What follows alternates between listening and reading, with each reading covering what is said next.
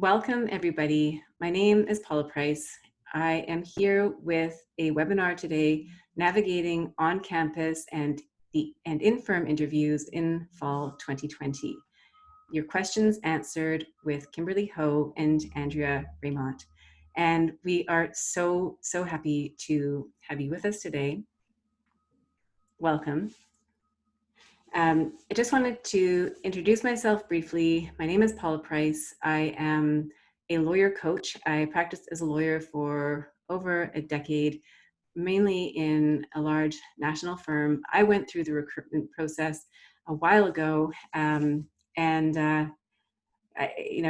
it's always been an area where students have had a lot of questions, and this year especially with all the changes, there are a number of questions that students want to know. And what inspired this webinar were questions that were coming to me from students that I work with and that I worked with over the summer who were going through the process this year, and they just wanted to know how to navigate this very unusual process in the virtual time. So thank you to them for having the idea. These are students just like yourselves. I know that there are a lot of you out there who have questions, and we've been very lucky to have two first-class speakers who are here to help answer your questions. So before I introduce them, I know you're really excited, so am I. Before I introduce them, I will just take you through some of the housekeeping and a bit of a roadmap for today's webinar. We have about 60 minutes together. We don't have a hard stop, but we're going to try to finish at 1 o'clock Mountain Time.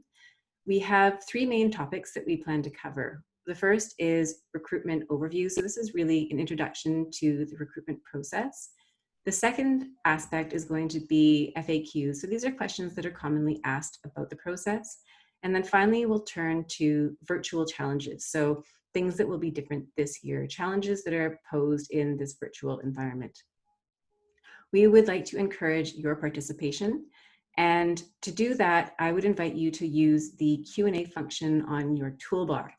The Q&A function allows you to submit questions anonymously. So you can click that box and we won't know who submitted the question.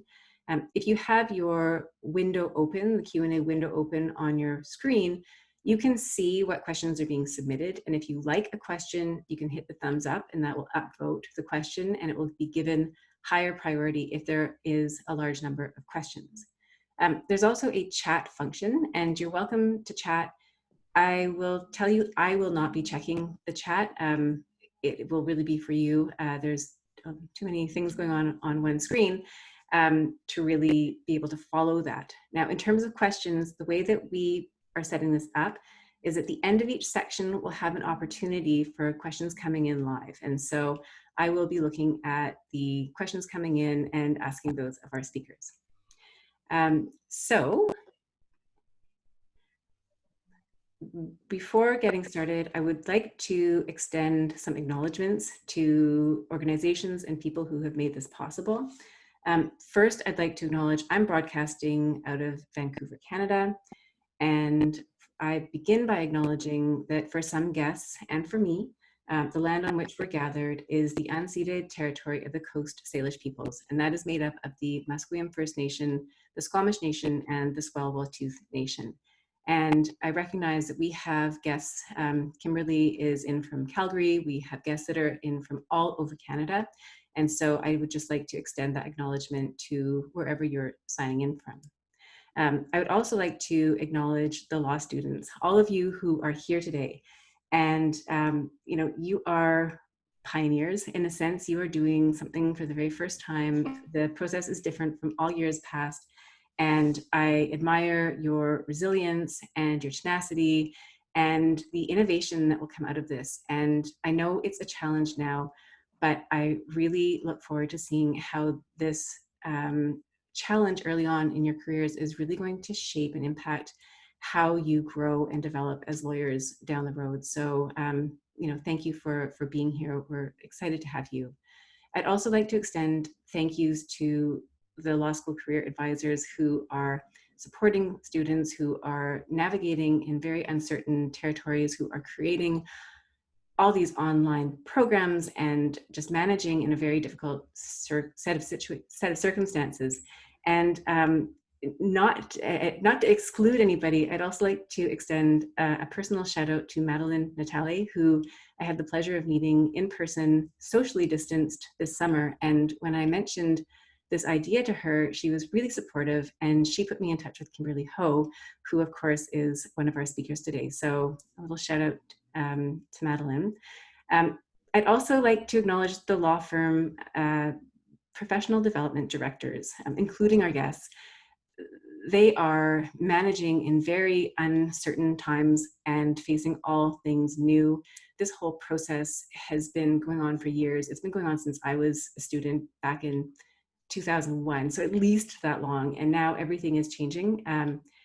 The feedback that I've received from students who summered at law firms this year has been overwhelmingly positive, that they are feeling really supported in this bizarre new space. And so I just wanted to extend acknowledgement to all of them, including those who are here on the line today, because I think it's a really challenging time and everybody is coming together and managing beautifully. So with that said, I will now introduce our speakers, starting with Andrea. So Andrea Rayment is the Director of Professional Development at Clark Wilson in Vancouver. And Andrea has been quite a mentor to me personally in my transition from lawyer to lawyer coach. And we had a fairly life-changing coffee. It probably wasn't life-changing for her, but it was for me. And when I was trying to think of how I would describe Andrea, the term that came to mind is lawyer whisperer. And there's kind of folklore out there in the legal community and the lawyer coach community. And I've heard stories of how Andrea has worked with lawyers who were just, ready to leave the law behind. And through working with her, were able to fall back in love with their practices and go on to thrive and be very successful. And so she brings a wealth of experience, and she's just a very innovative and creative person. And the initiatives that she's taking in her firm they're fantastic and they're different, and we are so lucky to have her. So thank you, Andrea, for joining us today. It's a pleasure to be here. Wonderful. Well, we're so lucky. And Kimberley Ho. So Kimberley, I had the absolute pleasure of meeting earlier this week, and she is the National Director of Professional Recruiting at Borden, Ladner, Gervais in Calgary. And when I was thinking of how I would describe my meeting with Kimberley, the word that came to mind was fairness. And I found through our discussion, there was a real emphasis on fairness throughout. So we talked about this idea of the Calgary law firms and, would everybody go virtual? Would there be a mix? And there was a decision to go entirely virtual because it leveled the playing field among law firms. It leveled the playing field among candidates. Another element that she brought up was this idea of being respectful of the candidates and sort of how they were approaching the process. And it really resonated with me, and I thought her approach was just very fair and balanced. Another theme that that was highlighted through her was this idea of transparency and communication. So not only is she fair, she is also a fountain of knowledge. I was just in awe listening to Kimberley and Andrea speak about our event today, and she has so much knowledge about the recruitment process, about professional development, and particularly about how things are going to unfold over the next few weeks in Calgary. So thank you so much, Kimberley. It is a pleasure to have you with us today. It is my privilege to be here today. Thank you so much. Thank you. So with that, I'm going to stop sharing my screen, and that will bring us into the question and answer portion of our presentation today. And so starting with the topic of the recruitment process, Kimberley, the first question is for you. And for students who are not familiar with the recruitment process, how would you describe it in a regular year? In a regular year, targeting 2L students. So this is the recruit that we're going into now in Calgary. The student committees or interview teams would travel to each of the different law schools, whoever was organizing the on-campus interview. Each of the interview teams would meet all the students, and they'd be able to develop a rapport in person. Some firms ended up with a dinner or a lunch or a coffee with some of the interviewers. They would make the recommendations in terms of second interviews. We would come back to Calgary and would hope either interview in person or in some circumstances, we have done some interviews virtually.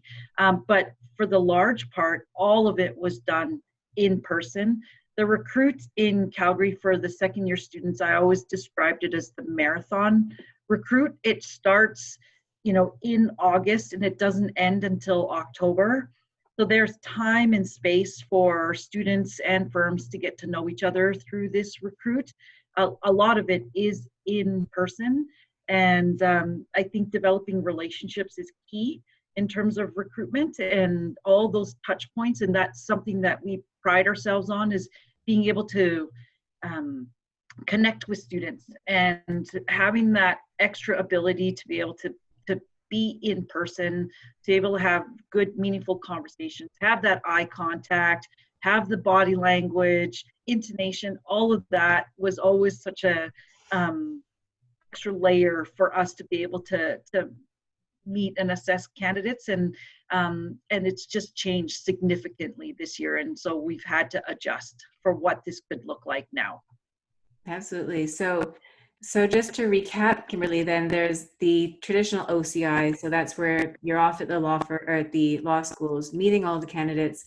And then that second part of being able to bring the students back into the firms.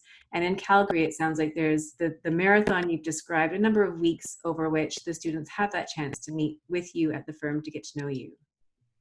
That's right. And it's and we certainly open our doors up to have students sort of meet other people in the firm through telephone calls or through emails. And so luckily, with everything moving to a virtual recruit, that has not changed. But the significance is that everything is done virtually this year. And as you mentioned previously, Paula, like all the firms in Calgary have an agreed upon protocol. And we've all agreed as firms that we will only be meeting students virtually this year. No in-person interviews, no in-person entertaining, so no coffees, lunches, dinners, and everything will be done on a virtual platform. So the OCI process remains the same in that we have set dates. We will be meeting with candidates, but everything is all done on a virtual platform. And then when students are invited back for second interviews, again, it's all done through a virtual platform. And it's going to be very interesting in terms of process. In my opinion, it really levels the playing field for students in terms of being able to assess the law firms evenly and with the same amount of time to be able to do that. And for firms, we have it's incumbent on the firms then to really think about process and really thinking about a meaningful process that will resonate with students. And how can we now in this platform assess in a very different way without bias and being able to compare student to student. So it's going to be a very interesting process. It's a real test for our recruitment teams, I think, and it's going to be very interesting in terms of how this recruit and the end results will differ from previous years to this year. You answered, that's so wonderful, Kimberley, and you answered the question that I was going to ask, which is how the process will unfold this year. And you've answered that in the sense, it sounds like the process that was the OCI, that was the in-firm, is still being continued, but on the virtual platform. So how would you describe what that would look like in a tangible way? Is it you're having a Zoom meeting, you're scheduling them over the course of the weeks? How does that work from your perspective? So what would happen is then we have been given our OCI lists, or the lists of students that we'd like to interview, to each of the respective schools. And then the schools or the students would then schedule themselves accordingly to the interview day. Then we as a firm would send our links to our platform to each of the students. And then, interestingly enough, we have to make sure that we have sort of a technical person on call, just in case there's an issue for the student, and there's a contact person for the student to be able to reach out to, saying if they can't hit the platform. It's always good practice for the student to try and set up a test call if possible, just to make sure that everything is running smoothly. We have run into issues already with some of the interviews that we've done already, where the student has had a hard time getting on screen, but the interview team has been able to adjust and been able to do it over the phone. And so there's always like fail safes that will be in place, and that we hope that we've created enough of a safety net around this platform. And if the student misses the interview because of technical issues or is late joining the interview, then we'll be able to make accommodations for after the interviews are done, or arrange another time to make that happen. So I guess my advice to all the students in this whole new world is take a big deep breath. It's going to work out just fine. We will adjust. We will make sure that we get to meet as many of the students that we want to meet, and it'll be okay, everybody. That's so wonderful. And Kimberly, thank you so much for highlighting the tech piece of it. I know I sent my prayers to the Zoom powers that be this morning that we would have a smooth webinar today. And so I'm glad you mentioned that that is something that might happen in an interview context, and not to panic, that there are solutions. Andrea, we talked as well about this idea of virtual recruitment, and it's something that Vancouver firms are thinking about as well for the recruitment that's coming up. And I understand there's also articling interviews that are taking place. So what new opportunities do you see in this space where we have virtual recruitment? I think like Kimberly, I'm always an optimist. And I think there's a lot of opportunities. The first thing is, and this is kind of my style anyway, going through this process in this weird way just makes it more real, right? Because we are having tech difficulties. It's a first for everybody. We're all going through it together. There may be a couple of people on the call from UBC. We did a big tour this week. It was going to be amazing. And then we had all kinds of tech difficulties. And my biggest learning from that was how lovely UBC students were in writing me saying, it's okay, every firm's had glitches. We're all learning together. So really, it just kind of, I think in a way, it just allows us all to just take a breath, as Kimberly says. In terms of the real opportunities for having a great recruiting experience, I'm actually all over it, because we just made a decision that for this recruiting cycle, we're only recruiting for summer students right now. We made a big decision for us pre-COVID to just try to let go of some of the trappings of recruiting, because by the end of last year's recruit, our student recruiting team and all of the students we met and all the CSOs were literally kind of limp and lying on the floor, exhausted, right, by the end of the week. And everyone kept saying, there must be a better way. There's got to be a better way. And I think there is a better way. And one of them is to try and strip back, to really use our time together to get to know each other as prospective colleagues, right? As prospective colleagues. So in a way, what we're doing now allows us to just focus on getting to know each other. And people have different reactions to going to fancy dinners or, having a coffee. What does a coffee mean? Is it a coffee, or is it just a get to know you event? Is it an interview? And there's all kinds of stress about all that stuff. And it's not just stress for the students. I know you guys get stressed out by that. And it doesn't matter whether you have 6 interviews or 10 interviews or 1 interview, that stress is real. So, I'm interested in actually taking the time to talk to people, and ideally one-on-one, or one student with a couple of lawyers max.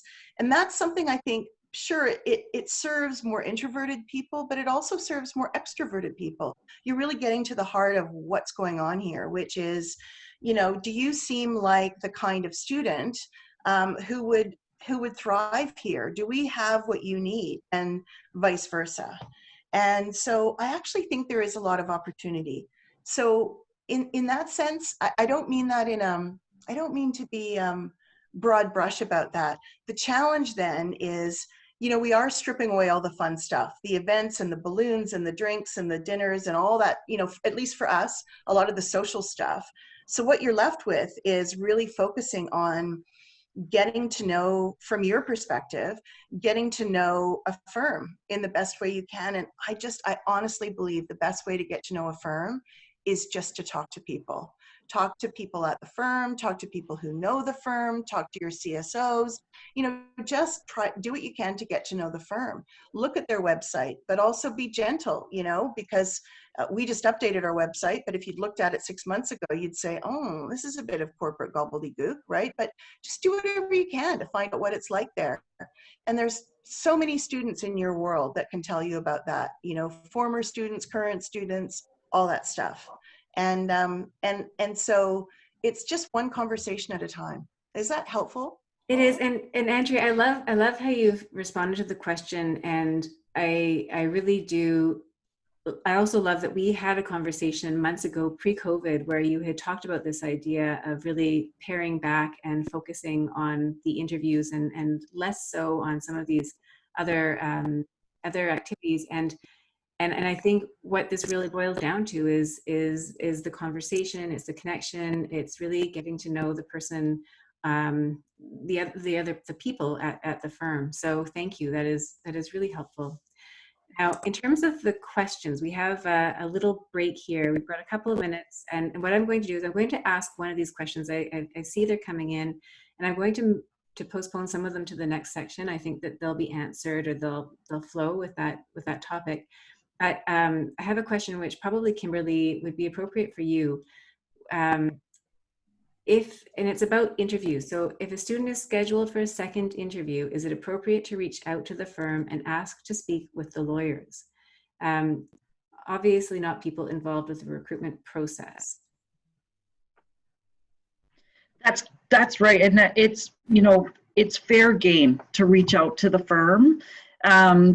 The protocol in Calgary states that anybody who is in charge of a hiring decision cannot meet one-on-one with students by phone, or even, but generally by student contact. But a lot of our student committee members are on our website. So what I've advised a lot of our committee members to do is make an introduction to somebody within the firm that they could have a good, meaningful conversation with. And I think you know, to Andrea's point, I think what distinguishes firm from one firm to another is conversations. And really it takes a lot of diligence on the student's part to really get to know a firm.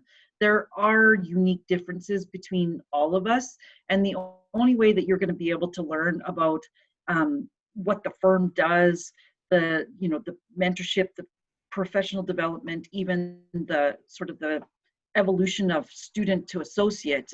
The only way you're going to be able to learn about those sorts of things is not through any of our websites. It's really talking to some of my students, talking to some of our associates. What was their experience like in a summer? What was their experience like in an articling year? All of my students that are fair game, please reach out to them. I encourage you to contact them by email or give them a phone call and find out, like, truly, you pull the curtain aside. Is this what it really is? What your experience of the firm in recruitment and what your experience is in firm, does that match up? And those only happen in conversation. So yes, I would encourage students to really learn about the firm. You're just arming yourself with a lot of information as you're going into your second interviews. And that way you're going to be a lot more thoughtful in terms of how you're assessing firms, and a lot more thoughtful in terms of the questions that you're going to ask firms that mean something to you.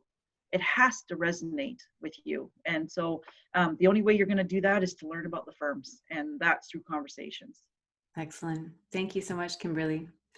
So we're moving into the next section, which is looking at sort of the FAQs that come in about recruitment generally. Mm-hmm. The first question is for you, Andrea, and that is, what are firms looking for during the recruitment process? Yeah, this kind of flows on, that question flows on from what I was talking about before. And I think there was a time, and I'd like to think it's in the past, when, you know, people would even say openly, students and lawyers would openly say, you know, I just want to find someone that I'd want to sit down and have a beer with, or someone I just enjoy having lunch with. You know, I'm trying to find this fit of somebody who's really going to turn me on. And I mean, you know, professionally. But honestly, I think now with this process in particular, but what we're really looking for, I'm pretty sure, is what every other firm is looking for. And we've started saying to students, these are the 5 things we're looking at when we talk to you. So please know that, so that you can speak to it when we talk. And I'm sure Kimberly will agree. I mean, the first thing we do, look at grades. Every firm's going to look at grades. Every firm looks at grades differently. Feel free to ask a firm how they look at grades. We assign a certain number of points in criteria to grades. You might want to speak to your grades, okay? But grades are one of 5 things we look at. So just, you know, just so you know. Really important factor is work ethic. Do you have, you know, have you shown that you can work hard? Are you willing to work hard? You are basically, when you come into a law firm in private practice, you're signing on to an apprenticeship where you're going to learn your craft, and you're going to give a lot, and your teacher is going to give a lot. And so are you willing to kind of throw yourself into that mix? And the ways people work hard are everything from, you know, I've taken care of 2 siblings all throughout my undergrad. I've worked 2 jobs. I've, you know, been the lead on a couple of big programs and done all my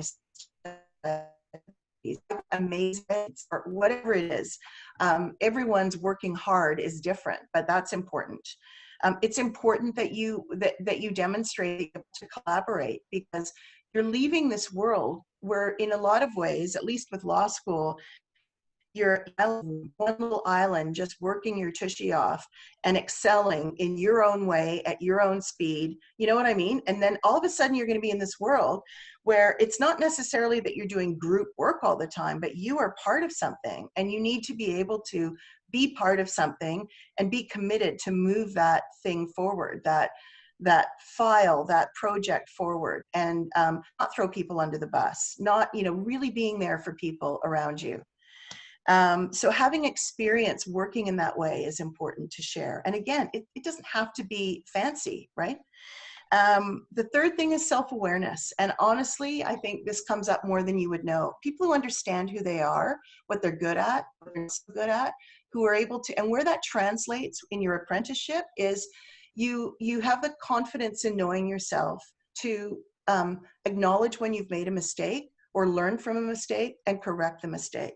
It's really hard for some people to do that, especially if you're still stuck in the world of A's, A's, A's, A's, A's, right? You need to be able to learn, actively learn. And the 5th thing we look for is a measure of professionalism. And by that, I don't mean ties and fancy suits, all that stuff. I mean somebody who's got a level of maturity, who we think would actually flourish in a professional environment of a law firm and would really enjoy it. What a lawyer would say is somebody you could leave in a room with a client without worry, right? And so that's what we're looking for. Kimberly's nodding. So I mean, it's not how well you can make small talk over a beer, or I don't know, it's not what you think it is. It's really people that we think can thrive. And for me, focusing on those kinds of things keeps us away from some of the let's hire people just like us factor that used to go on in the bad old days. Yeah. Thank you so much, Andrea. I think what you've described is that each firm will have a set of objective criteria that is a reflection of what they view as the qualities and the values that that make for successful candidates within Yeah. that particular organization, and that can change depending on the firm. Um, the next question is for you, Kim, and it really flows nicely on what Andrea just said, which is this notion of fit. And I can tell you that word has been around for a while. So again, dating myself, I remember in the early 2000s, it was thrown around here and there. And, I think now people are kind of just confused. So um, I'll ask you, how would you describe this notion or this idea of fit with a law firm? That's such an interesting thing, and I think it needs to be addressed because I think the students um, within themselves, talk about this notion of fit, and that term gets tossed around so ubiquitously. And from my perspective, like I just find the term fit so egregious because it's racked with bias. And we've talked about in recruitment, we tend to try and recruit in the likeness of ourselves. And trust me, no firm would benefit from a team of Kim Ho's running around. Like that's just not something that anybody would want. There would be chaos. So what I think would be more important and better conversation, and something that students should be a lot more mindful of, is really sort of thinking culturally about some of the things that a firm might value and what a firm might value. Does that align with your own value system? So be it mentorship, if that's something that's important to you and you're finding out through your own research and your own due diligence that the mentorship opportunities at a firm runs abound, people have that open door policy. If that's something important to you, then you can, in good confidence, feel like you've checked that box. That would be a good firm and you can see yourself flourishing in that environment. If professional development is something that's important to you and that you want to be a lifelong learner and you want to be given those opportunities to continuously learn and be given those opportunities, then that's something that you should and ask a firm about. If diversity and inclusion issues are something that is important to you, test the firm on those.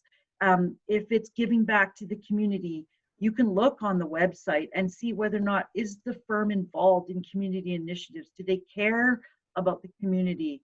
And if that aligns with who you are as a person, then that's a good firm for you. And so I really want to emphasize for the student, it's very much as much of a test for you to I challenge you to test the firm as well in terms of all of those things that are important to you.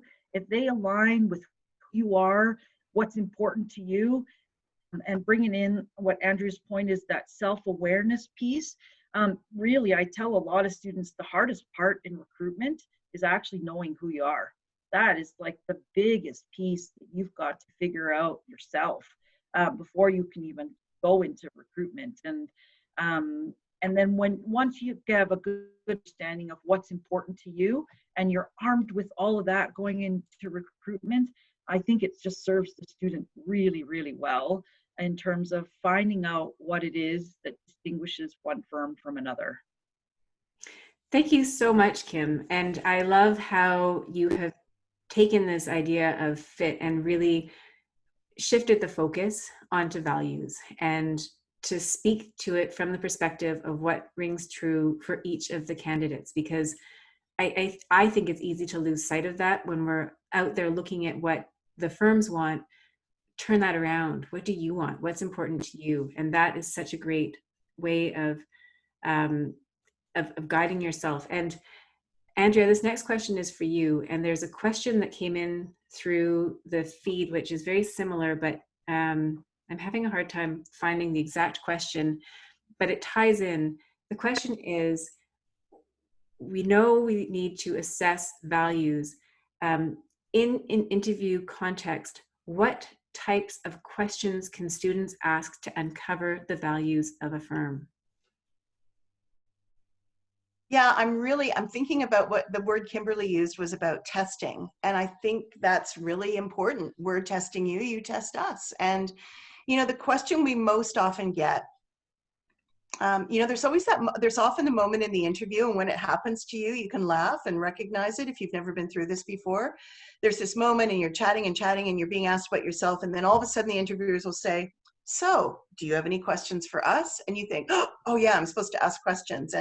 Um, and we don't, we, those questions we really are inviting, we're inviting the test. Ask us about ourselves. The question we get the most is, can you tell me about your firm's culture? And look, it's an okay question, but I'm going to be honest, a little part of me dies because it just doesn't really, it's really hard to unpack that question. And I think what you're asking when you're asking about culture in most cases is, how do you support students? How do you, what's it like there? Are people nice? Do I have to work super hard? All that kind of stuff. So I'd invite testing questions like that. And I was trying to think of what questions I would love to receive. And it would things like, how do you support students? All students tend to work really hard. It's a time in your career when you're apprenticing and you're working hard. How do you support them to make sure that they're not burning out? And when they tell you the answer, give them an example. Oh, yes, we have lots of programs. Well, can you give me an example of a program or an example of how you've supported students that you've worked with, lawyer? And what kinds of, if you're asking about a mentoring program, ask the lawyer if it's a lawyer. Well, are you mentoring someone right now? What's that like? How often do you meet? What kinds of things do you do together, for example? Asking people, one of my favorite questions is asking people you're in front of, what's keeping you at the firm? What is it about the firm you're at that makes you stay? Also asking lawyers how they work with students. How often do you work with students? What kinds of work do you give them? Just to get them talking about what actually goes down is really, I think you'll find really helpful. And other questions too about, again, I think it'll give you a sense of how how they're valued, but how they fit into the value system. Are students, do they sit together or do they sit in their various rotations? How does work flow through to students? Is it assigned from a central source, or are students expected to go and drum up their own work? Or is it some hybrid of those things? Right? Those kinds of things will tell you how things really work and how students are supported. Yeah. Andrea, those are such beautiful questions. And there will be a replay available of this because I'm thinking everyone's probably madly scribbling down these questions. They're so great. Or not, yeah. And there was another question, Andrea, that I believe you or Kimberly had raised while we were prepping, and that was a question about drawing an example from a previous student who had really thrived in the firm and what qualities that student had. And so kind of looking at what attributes make for a successful student. So I thought I'd throw that one into the mix. I can't take credit for it. Yeah, that's right. And I'm glad you reminded me of that, Paula, because people will, quite appropriately say, what kinds of, what does it take for a student to thrive at your firm? And that allows you to just keep saying your lovely things. But it's much more powerful to say, if you think about a student who's really excelled here or thrived here recently, can you tell me about them and what they're like and what they do? I mean, now you're listening to a very specific example, and it's much more real. Thanks, Paula. Well, thank you, Andrea. I think I just repeated your own question. So, and I'm going to mark this. There was a question on the feed about what are the best, most important questions to ask a firm to get to know them. Lots of information on the website. What are questions that are not repetitive? I think Andrea has answered that. So we'll mark that as done, and we will move on to our next question in this section, and then we'll move into the virtual challenges. And I think a number of those questions will be answered here. So Kimberly, the question for you is about this first choice thing, and that's been going on forever. And so lovely to have an opportunity to speak about it. how important is it for students to indicate their first choice in the recruitment process? That one's always such a tricky one, and it's such a tricky one to navigate. I just want to stress very clearly to students on this webinar, no firm should be asking you for first choice language, period. Nor should you feel any pressure to feel where a firm stands in the recruitment process. Like, I encourage every student to take every precious minute you have to get to know the firms and make the right decision for you. Does it help the firm? Sometimes. Has the firm, like from my personal experience, have we offered to students who have not given us first choice language? Yes, we have. And the student has come to the firm. So, you know, we will always try and look for students that are, you know, we know are going to make great lawyers. Everything aligns in terms of, you know, what they're looking for, what we're looking for in a student. We hope at the end of the day that they'll come to us. And I think it's very telling, sort of like how a student is treated through the recruitment process.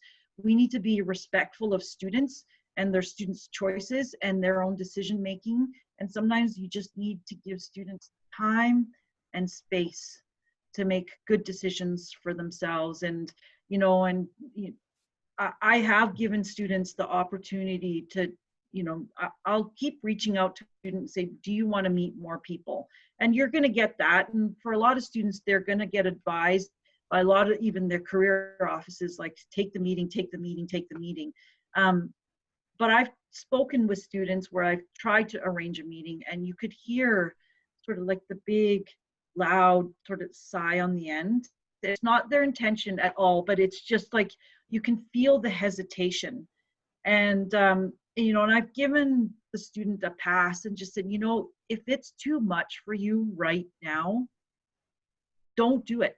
Just take a day, take a night to like regroup, reset, re-energize. We'll arrange a coffee another day.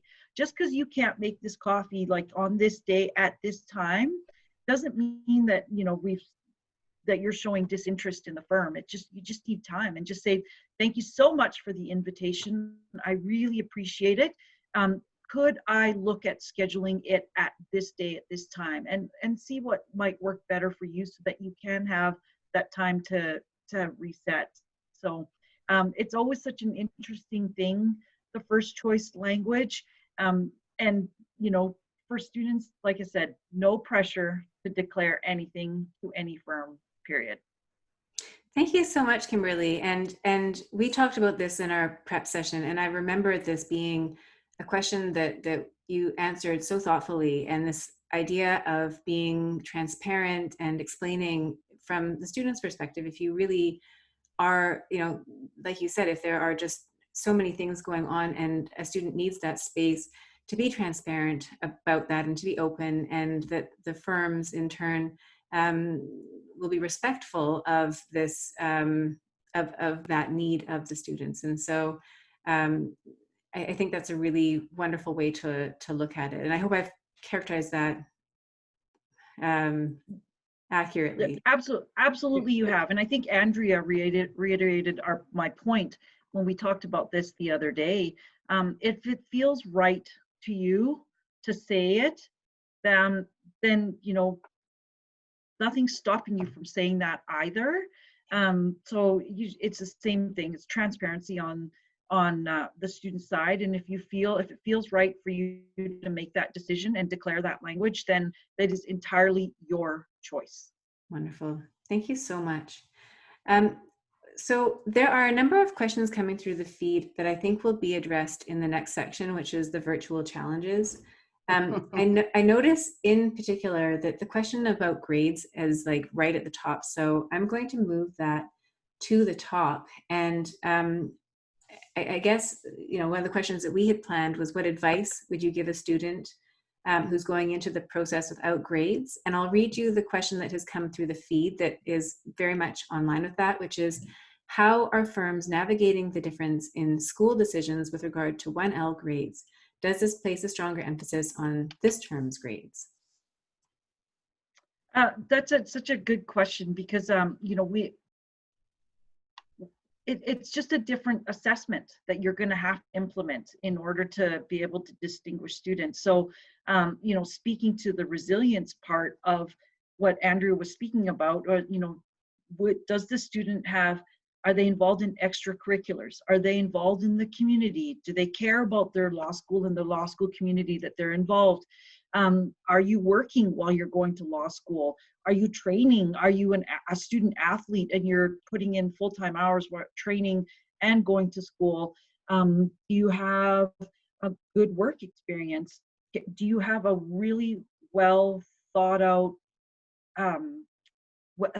well-written, well thought out cover letter that supports your application, that you can advocate for yourself?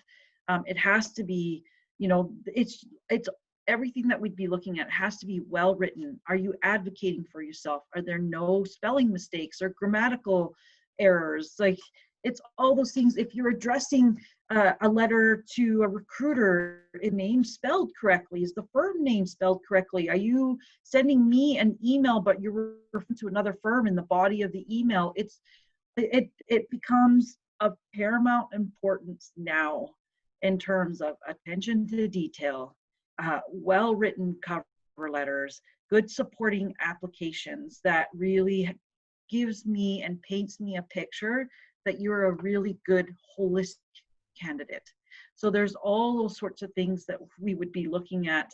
You know, a lot of times when I look at transcripts and grades and applications, like, you know, at first year when we do, because it's quite a thing in Calgary to do first year recruitment, and we would only have midterm grades. Midterm grades are help not hurt grades, so that all depends too on how much stock you put into those.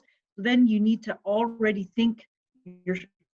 shift your thinking in terms of what kinds of things that we would look at when we're assessing these applications. And you know, we've got our own set of criteria that we've developed when we're looking at applications as well, that we hope that, you know, sort of removes, again, sort of those certain biases when you're reviewing applications. And Andrea, if you've got anything to add to that or any to my points, I'd love for you to weigh in on this. I was just going to ask you, Kimberly, because we don't, in BC right now, we're not really, I guess we are going to see first term, second year grades. So yeah, that's going to be important. But I'm assuming you're going to see people who who don't have any law school grades to show. And I'm just wondering, in that position, I mean, I'm wondering if it's incumbent upon an applicant to really, they're going to have to speak to their own law school academic life in a way. You know, what they've been learning about it, what they've been doing well at, you know, whether it's writing skills or analytical skills or whatever, they're going to have to speak to it themselves without their grades. Yeah. That's right. And some students have made a point of putting on their applications that they received like one of the highest grades in this class through this term. Well, they'll note that, so they might not have a grade, but they were successful in the course. So they're, you know, the students are being extremely creative in pinpointing some of the things that will help differentiate themselves from other candidates. Yes. And if academics, then they'll figure that out for sure. Yeah. So yeah, if there's nobody else to tell you about their learning, they have to tell you what they've achieved. Yep. Yeah. That's right. And don't make it hard for the recruiter. Like, we shouldn't have to be detectives when we're trying to suss out a candidate. So, you know, try and give us as much information as succinctly as possible. Thank you. Thank you so much, Kimberly and Andrea. And Kimberly, you had used this term in our prep session, this idea of being an advocate for yourself. And I just love that, because really what it brought to mind for me was taking all the advocacy skills that students are learning in their programs, in their law training, and applying that to themselves. And I just love this idea of being able to look at and being creative and thinking of ways that you can showcase all the things that all the qualities, all the skills, all the experience that you are doing as a candidate that bring you to that you would bring with you to that firm. So I love that idea, Kimberly, of advocating for yourself and finding ways to do that. So thank you so much for that. And Andrea, the next question really follows, and you've already started to answer that, but in this, and this echoes one of the questions here in the feed about, and I'll just read the question. Considering we may be doing some of these interviews online rather than in person, what are some things we should do, think about differently than if the interviews were to happen in person? So the question that we had sort of talked about beforehand was differentiating yourself in this virtual environment. So how would you recommend going about that?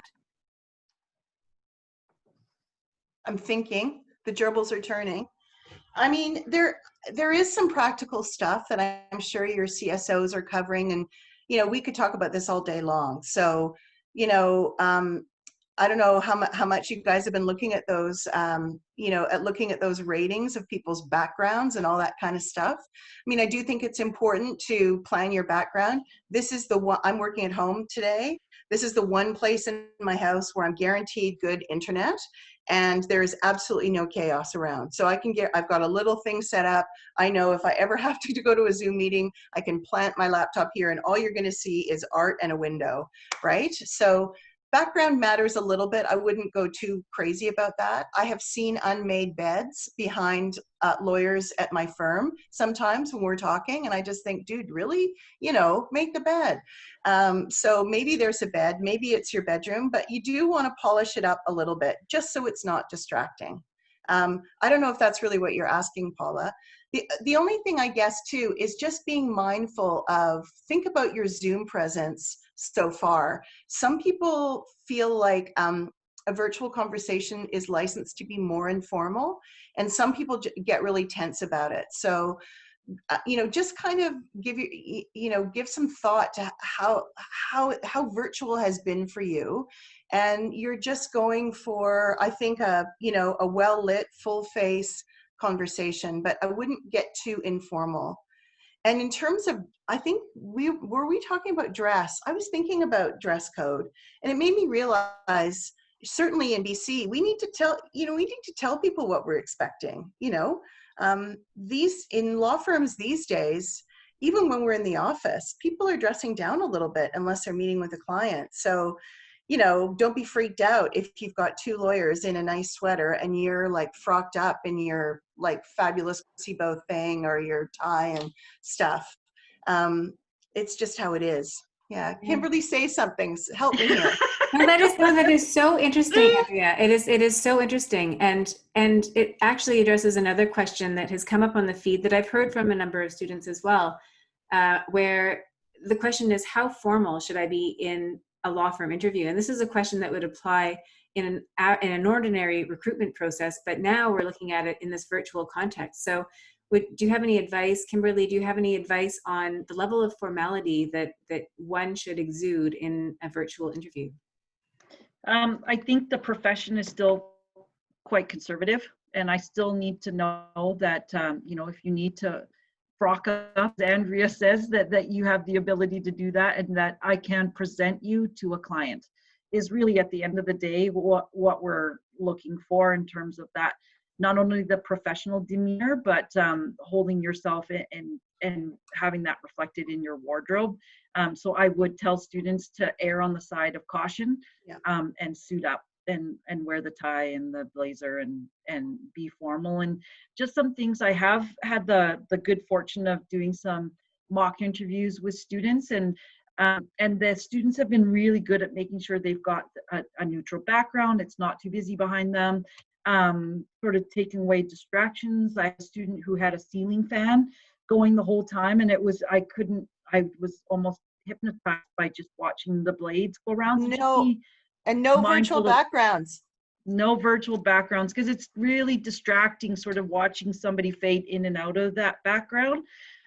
Also really be careful that if you're in a swivel chair, to not, like, your tendency, if you're nervous, is to go back and forth, or just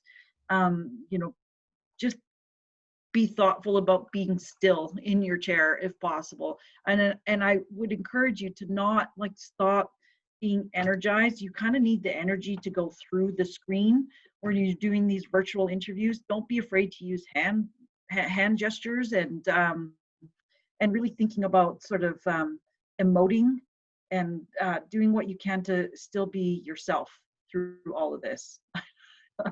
I know it's hard. We're telling you all these things you shouldn't do, but and still be you. But on But the other hand, you're in somewhere comfortable. You're not sitting in some law firm, wondering whether to cross your legs or do whatever, or where do you put your briefcase. And I mean, there is a benefit. You get to just be here from the waist up, and you know, you can have notes in front of you. You can have all kinds. So there are some benefits to doing it this way, for sure. right. Yeah, I agree. And I'm going to weigh in here. I had a few virtual comments that I was planning to add at the end, just from having experience on Zoom. I would recommend that students film themselves on a Zoom to see what they look like. One thing that I learned quite early on is that I have eyeballs like ping pong balls, and if I don't think about them, they will go everywhere. So I would not have learned that had I not watched myself on the screen. It makes for a better virtual connection if it looks like you're looking at the person you're speaking to. So what I have done, which has been quite effective, is to move the image of the person I'm speaking to as close to the lens of the camera as possible, and it makes it easier to keep your eyes there.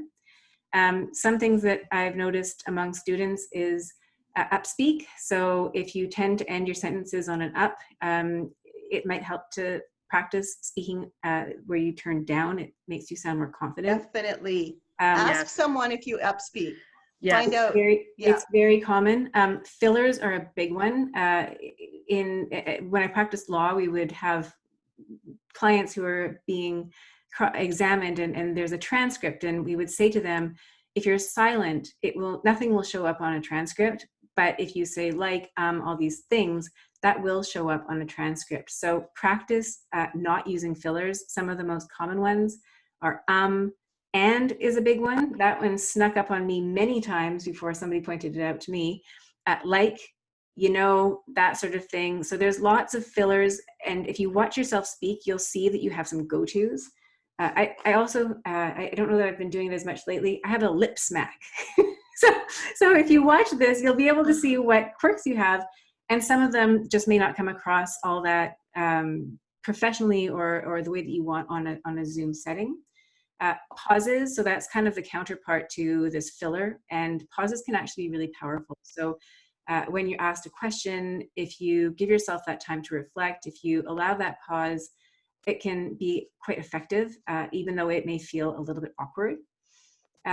Another one that I have is not to slouch, and I've had that experience many times of speaking with somebody where you know, their screen is all kind of slumped and they're kind of like this.